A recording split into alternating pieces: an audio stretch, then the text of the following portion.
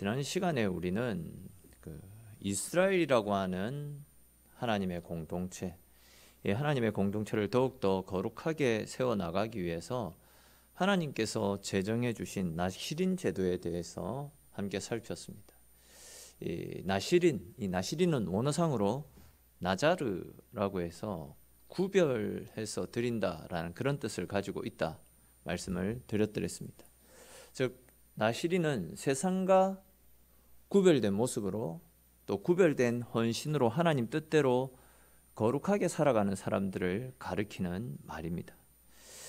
지금 우리가 계속 살펴보고 있듯이 이스라엘 백성들은 다른 그 어떤 것보다도 하나님의 군대로서 거룩을 지켜나가는 하나님의 군대 아닙니까?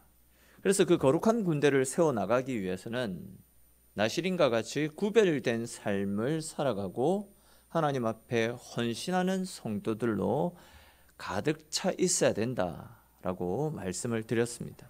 이 하나님께서는 이제 레위인이나 제사장 가문의 사람이 아니더라도 또한 남자가 아니다 할지라도 즉 자기가 속한 지파와 상관없이 또 남녀노소와 구분 없이 하나님을 향한 마음이 있다면 부모에 의해서 태어날 때부터 해서 나시린이 되기도 했고 아니면 자기 스스로가 자기가 원하는 어떤 특정한 기간만큼 나시린이 되어서 하나님의 성전에서 헌신하고 봉사하는 일을 맡아서 섬겼더랬습니다. 그러니까 이제 다시 종합해서 말씀드리면 나시린은 반드시 레위인이 아니래도 나시린이 될 수 있었고 또 여자들도 얼마든지 나시린이 될 수 있었습니다.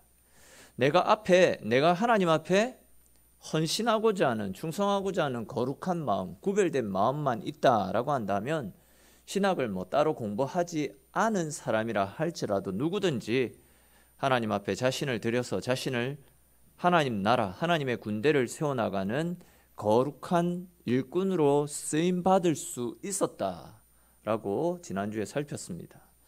여기까지 이제 지난주에 우리가 살펴보았던 내용으로서 1절과 2절 말씀에서는 나시린의 자격과 관련된 말씀이 기록되어져 있었던 반면 이제 오늘 우리가 살펴볼 말씀에서는 이렇게 구별된 삶을 살기로 결심했던 나시린들은 자기들의 거룩을 지켜나가기 위해서 어떠한 삶을 살아가야 되는지 나시린들에 대한 하나님의 명령이 기록되어져 있습니다.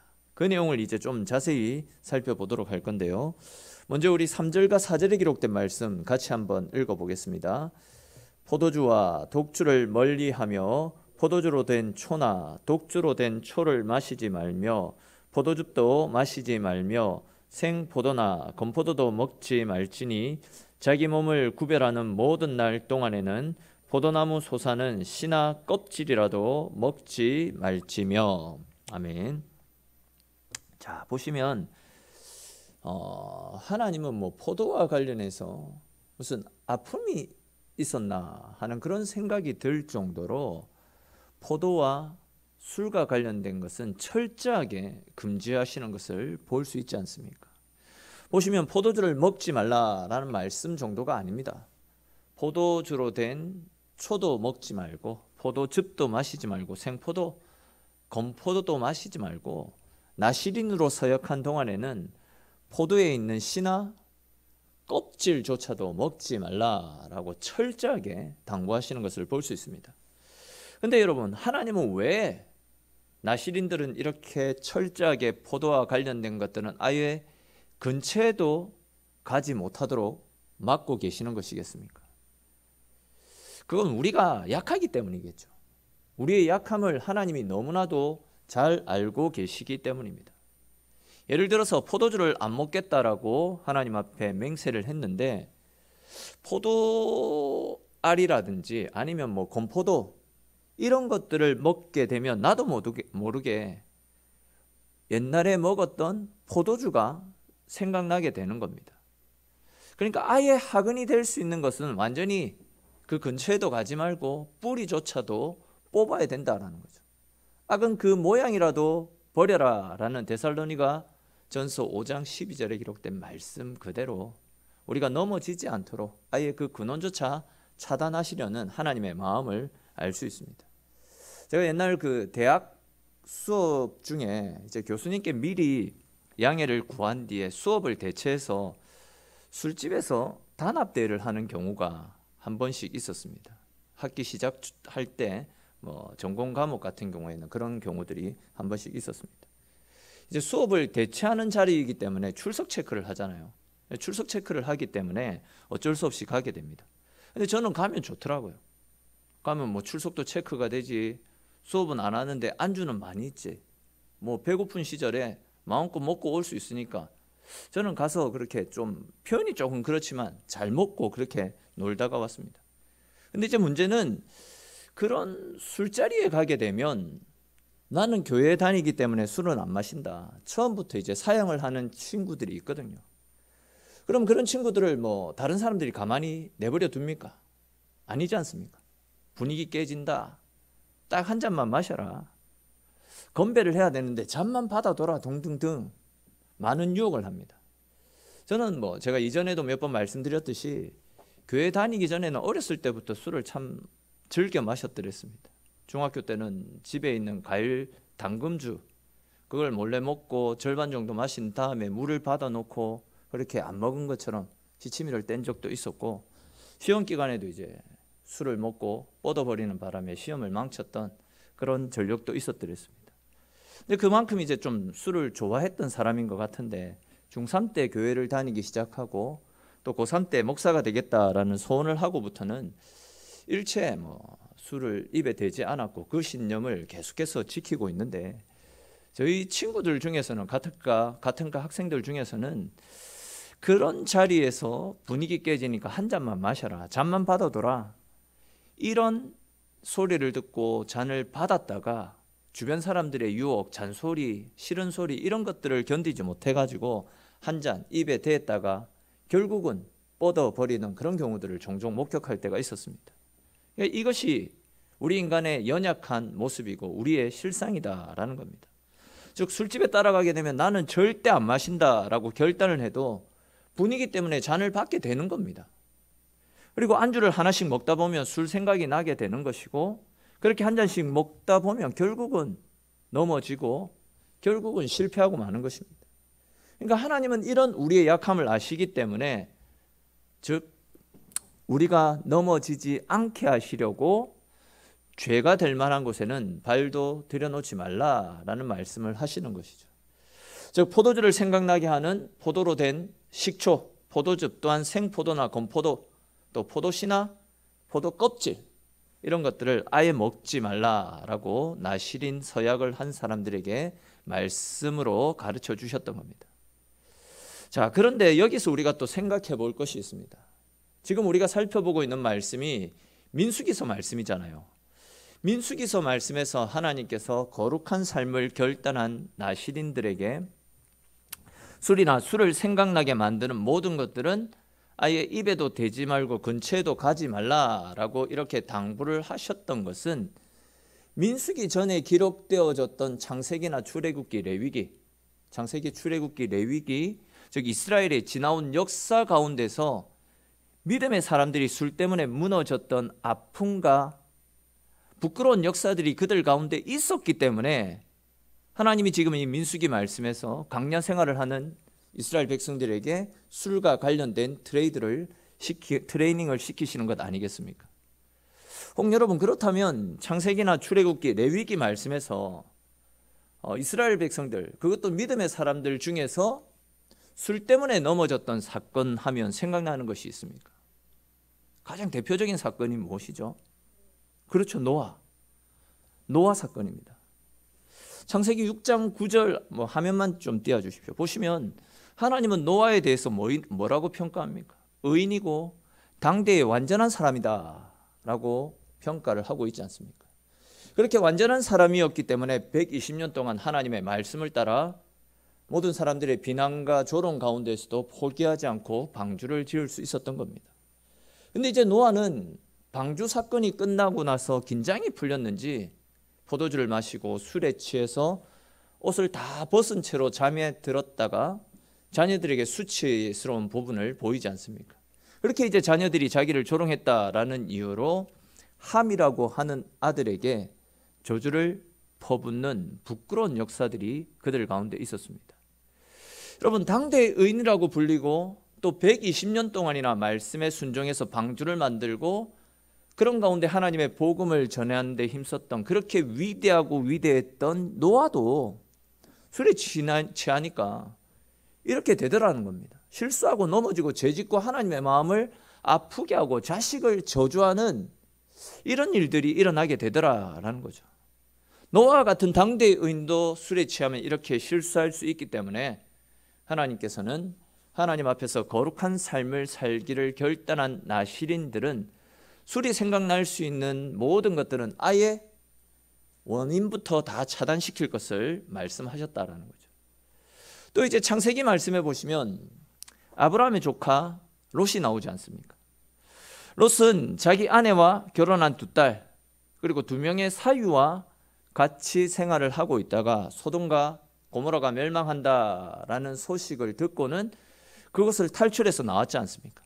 근데 이제 그때 그의 아내는 하나님의 명령을 어기고 소돔과 고모라 땅에 두고 왔던 집과 여러 가지 재물들, 미련이 남아서 뒤를 돌아보았다가 소금기둥으로 변해버렸습니다. 그리고 이제 롯의 두 사위는 소돔과 고모라가 멸망할 것이다 라는 자기 장인의 외침을 우습게 받아들이지 않습니까? 거짓으로 받아들인 채 흥청망청하다가 결국 소돔과 고모라와 함께 멸망하고 말았습니다. 그렇게 이제 롯과 자기의 두 딸만 살아남아서 이제 세 사람이서 어디로 피신을 내서 살게 되었습니다. 그런데 이제 그의 두 딸들이 기가 막힌 생각을 하죠. 우리 아버지의 대가 끊어질 수 있으니까 우리가 아버지에게 술을 먹여서 우리 각자가 아버지와 동침을 해서 아버지의 자식들을 낳아주자, 그렇게 합니다.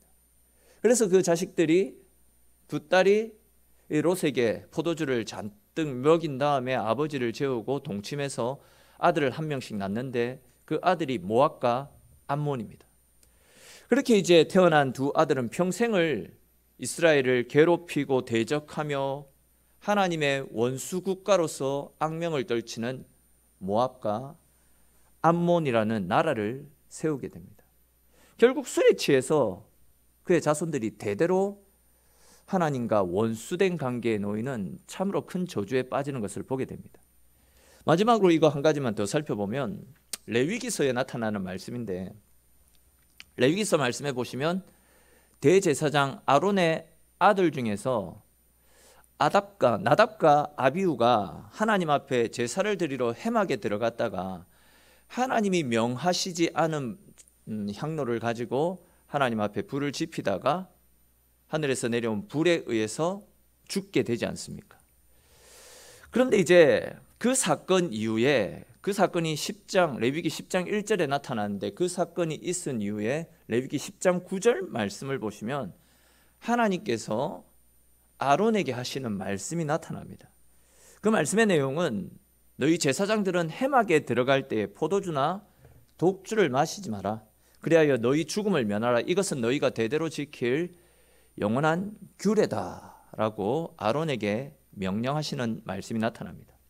그러니까 이 말씀으로 미루어 봐서 나답과 아비후가 회막에 들어갈 때에 술에 취해 있었던 겁니다.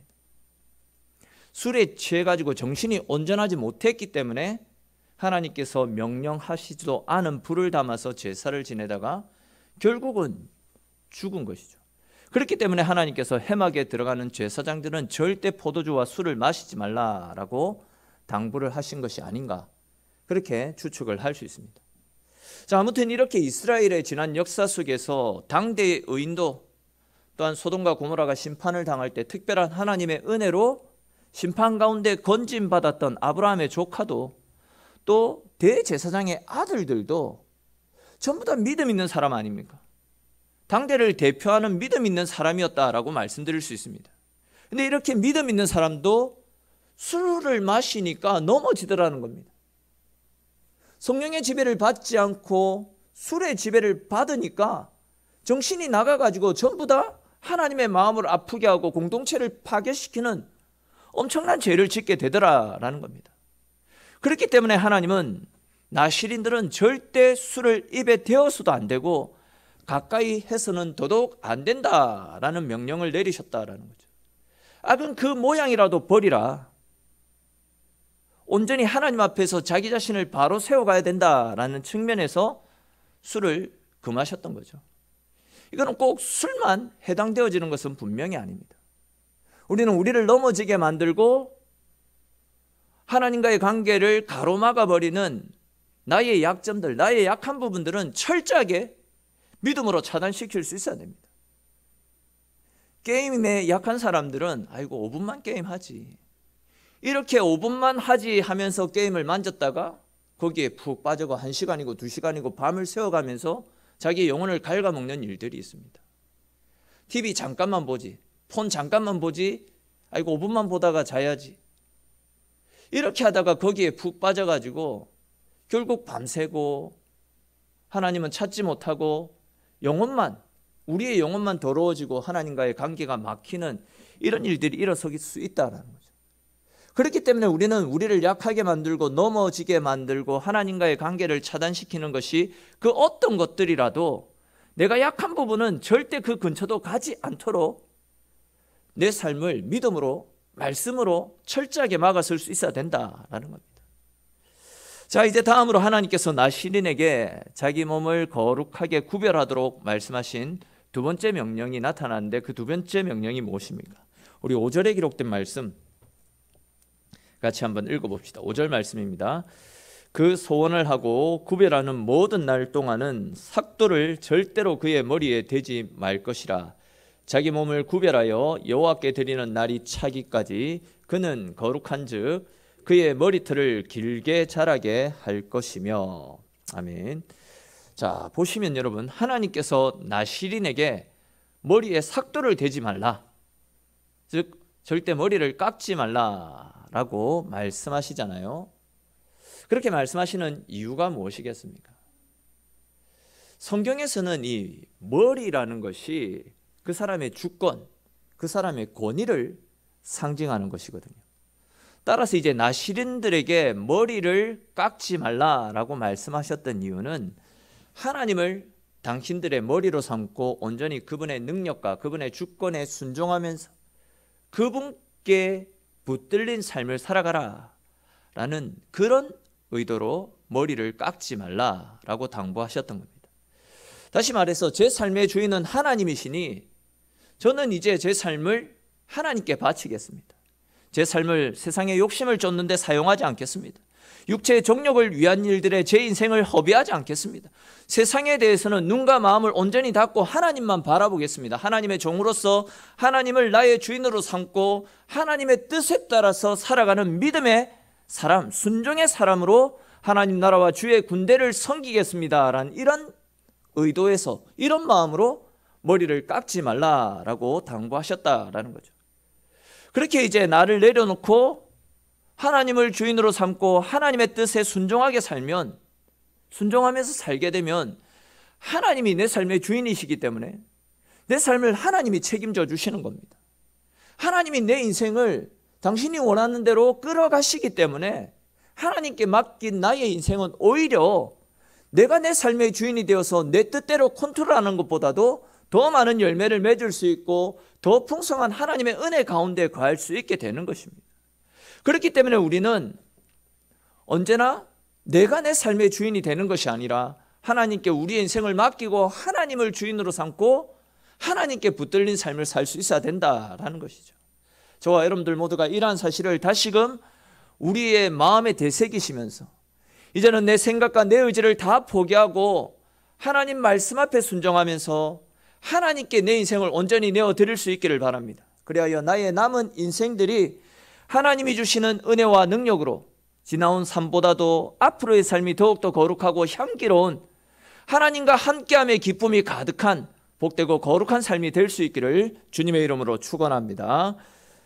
또 이제 마지막으로 하나님께서 나시린에게 자기 몸을 거룩하게 구별하도록 말씀하신 이 세 번째 명령이 무엇이냐면 우리 오늘 본문 6절과 7절에 기록된 말씀 같이 한번 또 읽어보도록 하겠습니다. 6절과 7절입니다.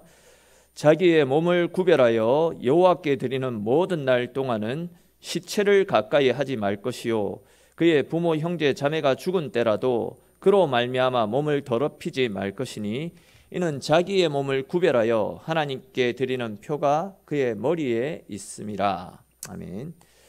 자, 여기에서 말씀하고 있는 시체를 가까이 하지 말라라는 이 표현은 간단하게 설명하면 이런 겁니다. 죽은 사람의 장례에 참석해서 애도를 표하는 그런 행위를 이 본문에서는 그렇게 표현을 하고 있습니다. 하나님께서 나시린들에게 이렇게 시체를 가까이 하지 말라라고 말씀을 하셨던 것은 앞의 말씀과 관련이 되어 있습니다. 앞에서도 살펴보았듯이 나시린들은 자기의 뜻대로 살아가는 사람들이 아니라 하나님을 머리로 삼고 하나님의 종이 되어서 하나님 뜻대로 살아가는 사람들이잖아요. 그렇게 이제 하나님의 뜻대로 살기를 결단했을 때에는 모든 일을 하나님께 초점을 맞추어서 하나님을 위한 일들에만 관심을 가지고 살아가야 됩니다. 근데 이제 만약 장례가 생겨가지고 거기에 조문을 가게 되면 그들의 정결 예식에 따라 3일장 아니면 일주일장 거기 플러스 정결 예식에 따라 7일 동안 또 정결을 위해서 격리된 삶을 살아야 되지 않겠습니까? 그렇게 되면 뭐 짧게는 열흘에서 길게는 2주 이상 자연적으로 하나님께 집중했던 마음들이 흐트러지게 됩니다. 또 그렇게 되면 그 기간 동안에는 나시인으로서 서약했던 내용들을 지킬 수 없게 됩니다. 그리고 이제 후반부에 말씀해 보시면 그렇게 서약이 깨어졌을 때는 다시금 서약을 해야 된다라는 그런 규례들이 나타나는데 아무튼 그렇게 되게 되면 다시금 서약을 맺어야 되고 하나님께 집중했던 내 마음들이 흐트러질 수 있기 때문에 하나님은 온전히 당신을 주인으로 삼은 사람은 당신께만 집중해야 된다라는 그런 차원에서 시체를 가까이 하지 말라라고 당부를 하셨다라는 거죠. 조금 다른 관점에서 말씀을 드리면 나시린의 소원을 지키는 동안에는 하나님만이 내 삶의 주인이십니다. 하나님이 내 인생의 전부이십니다. 그렇기 때문에 다른 그 어떤 것보다도 설령 그것이 형제와 부모를 장사 지내는 일이라 할지라도 나는 온전히 하나님께만 집중하면서 하나님을 내 삶의 최우선순위로 삼고 믿음 가운데 살겠습니다라는 이런 신앙 고백의 행위로서 죽은 사람의 시체를 가까이 하는 것까지도, 즉 장례를 치르는 일까지도 멀리할 것을 당부하셨다는 거죠. 그러니까 나시린 서약을 맺은 사람은 모든 것이 하나님께 집중되어져 있어야 된다는 겁니다. 세상 염려, 근심, 걱정들이 내게로 몰려와서 주인 되시는 하나님을 멀리하지 못하도록 온전히 하나님만 바라보게 하시려고 이런 서약들을 맺게 하셨다라는 겁니다. 지난 시간에도 말씀을 드렸듯이 우리 모두가 이 시대를 살아가는 이 시대의 나시린으로서 하나님 앞에 드려진 인생들 아닙니까? 그렇다면 이 시대를 살아가는 나시린으로서 나는 지금 무엇을 가장 소중하게 여기고 무엇이 내 인생의 주인으로 자리 잡고 있습니까? 여러분, 과연 그것이 내 인생의 가장 소중한 것이 하나님입니다 라고 나는 자신 있게 당당하게 고백할 수 있겠습니까? 어떤 분들은 돈을 가장 가치 있는 것으로 여기며 살아갑니다. 그러다 보니까 돈을 벌기 위해서 주일 성수도 쉽게 지키지 못하고 하나님 앞에 드리는 11조를 비롯한 예물도 정직하게 드리지 못합니다. 또 어떤 분들은 권력, 명예, 세상의 힘이 그들의 주인으로 자리 잡고 있기 때문에 그것을 손에 넣기 위해서 항상 하나님은 뒷전으로 내몰립니다. 내가 시간 날 때만, 내가 여유가 있을 때만 하나님을 찾지 돈 앞에서는 하나님이고 뭐가 없습니다. 또 어떤 분들은 자기 자존심이나 자기 자아 또한 자기 자녀들을 하나님보다도 더 가치 있고 소중한 것으로 여깁니다. 그러다 보니까 하나님을 위해서 물질과 시간을 바치는 일들에는 전전긍긍하면서 자신을 치장하고 자신을 가시하고 드러내는 일들이나 자녀를 위한 일들에는 그 어떤 것도 아까워하지 않는 경우를 종종 볼 때가 있습니다. 그러면 이런 우리의 모습이 과연 하나님 앞에 온전히 드려진 하나님을 주인으로 모시고 하나님이 내 삶의 모든 것 되십니다 라고 고백하며 살아가는 이 시대의 나시린의 모습이라고 할 수 있겠습니까? 사랑하는 성도 여러분, 우리의 삶을 하나님 앞에 온전히 드릴 수 있기를 바랍니다. 하나님이 우리에게 원하시는 것처럼 우리들의 사랑과 관심들이 하나님보다도 앞서거나 더 많은 분량들을 차지하지 않도록 하나님을 내 삶의 1순위가 아니라 내 삶의 가장 중심에 모시고 하나님 중심의 삶을 살 수 있기를 바랍니다. 사실 오늘 말씀을 준비하면서 하나님을 내 삶의 우선순위로 모신다? 아니면 또는 하나님을 내 삶의 제1순위로 모신다? 이런 표현을 사용하는 것이 굉장히 좀 위험하다라는 생각이 들더라고요. 여러분 한번 생각을 해보십시오. 1순위로 모신다라는 이 말은 조금 다르게 생각하면 2순위도 있고 3순위도 있고 4순위, 5순위 그 뒤에 순위도 있다라는 그런 이야기가 되지 않습니까? 예를 들어서 저는 이제 저희 아내를 사랑하니까 아내는 제 인생의 1순위입니다. 그리고 이제 제가 사랑했던 첫사랑은 제 인생의 2순위가 됩니다.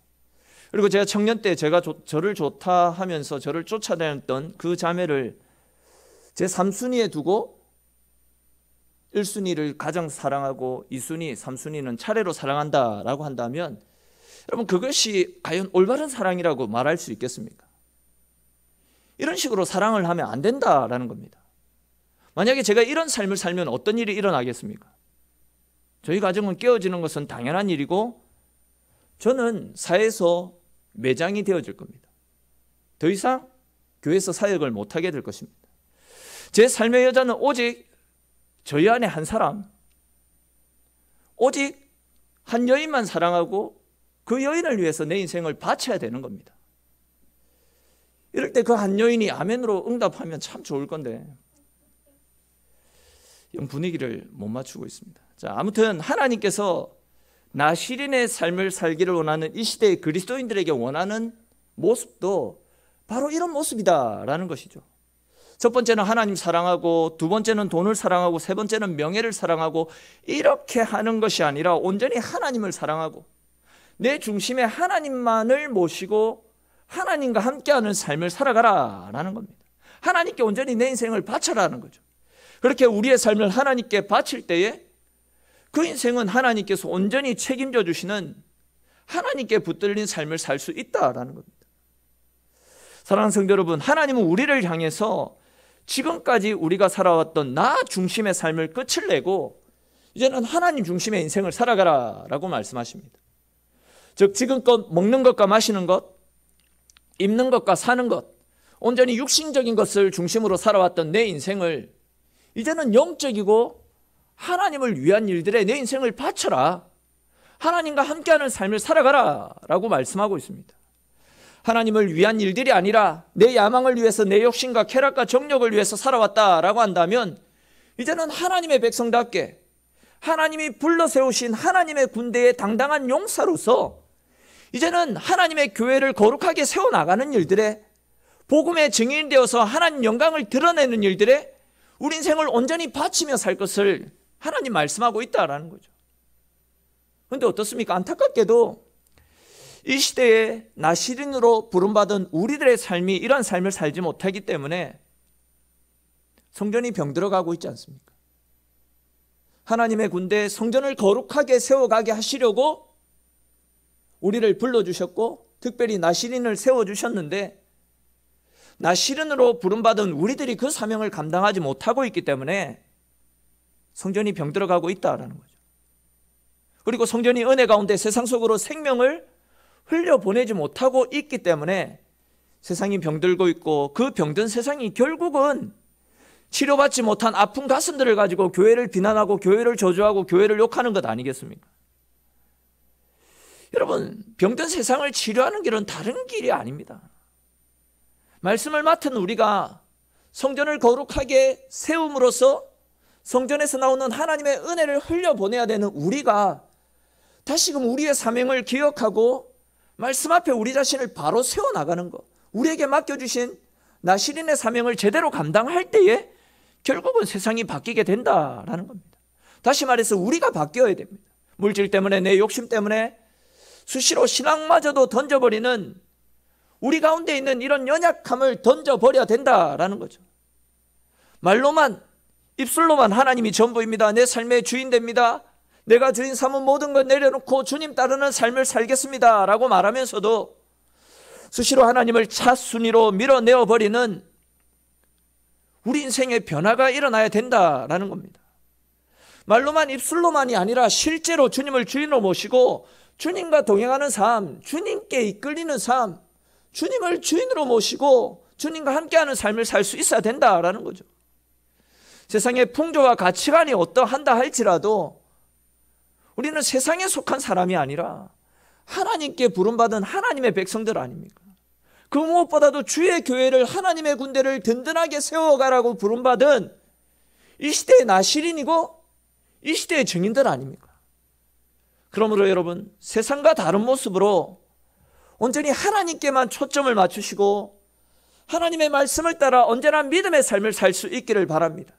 그래야 구별된 삶을 살아가는 우리를 통해서 하나님의 교회가, 하나님의 군대가 하나님 뜻 가운데 날마다 거룩한 군대로 자라가게 되어지고, 그리하여 어둡고 험난한 강야 같은 세상 가운데서도 날마다 하나님께서 우리에게 베풀어 주시는 은혜와 사랑을 머금고 그 사랑으로 우리의 영혼이 자라가고, 또 우리가 자라가면 우리 가운데 나오는 생명의 은혜의 말씀들이, 우리를 통해서 나타나는 하나님의 놀라운 사랑들이 세상 가운데 자연적으로 흘러가게 되지 않겠습니까?